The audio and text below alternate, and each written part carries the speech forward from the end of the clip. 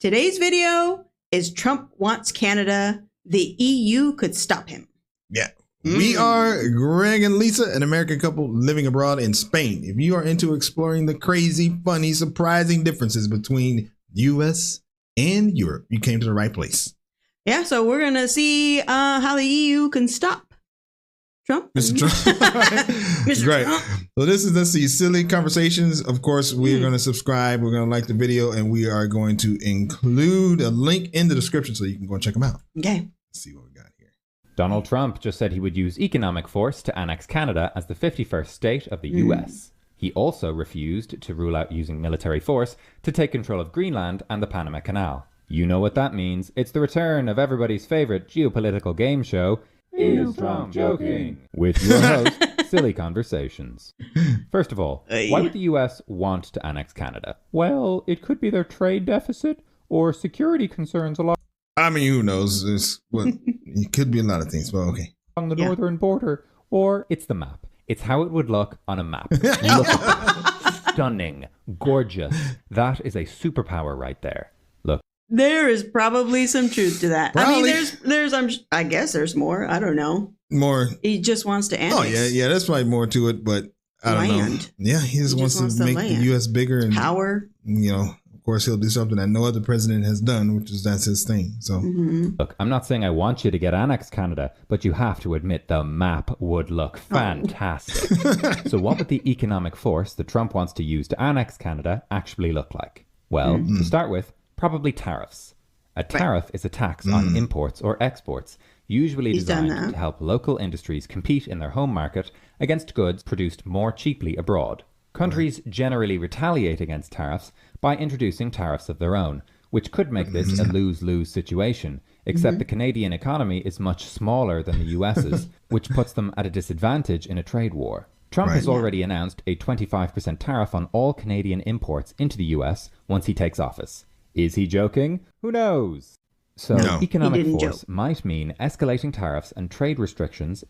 I say people outside of the U.S. think he's joking, but if you've lived there, you know he's not joking. Yeah, so. I've heard that. That's probably the third time or so I've heard people think he's outside of the U.S. They think he's joking. He's never joking. He says stuff, and he's more intelligent than people give him credit for. I believe. Or, I don't know. I believe that's my. It's manipulation. Is my point. Yeah, it takes some intelligence to do that effectively to millions of people. So. Yeah.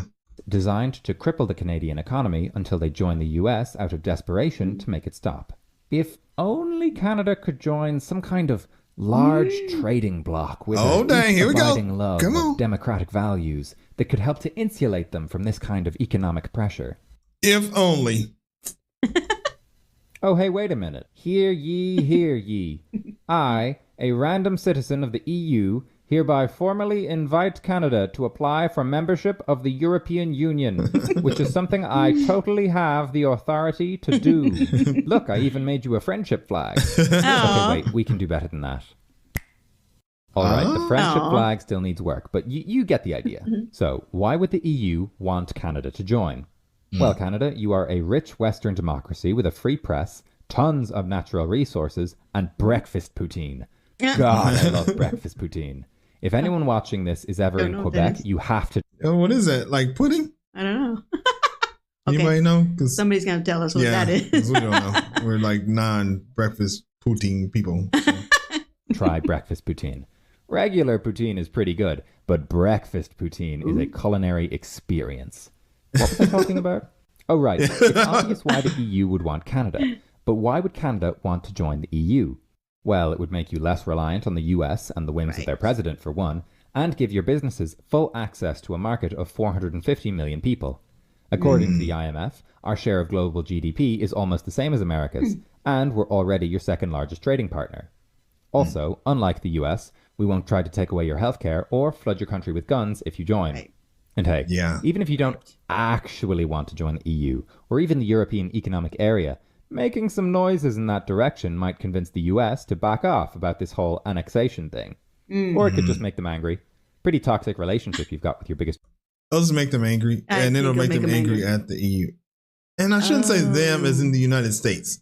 It would make Trump and his supporters angry because he I mean, he's the United States, but I don't know. There's Trump's people in America America who don't believe everything like that. So his trading partner, to be honest. I think they're probably still mad that you burned down the White House that one time. Anyway, I hope I haven't offended my American audience with this video. It was made in the spirit of fun, friendship, and not punishing your close allies for refusing to be annexed into your country.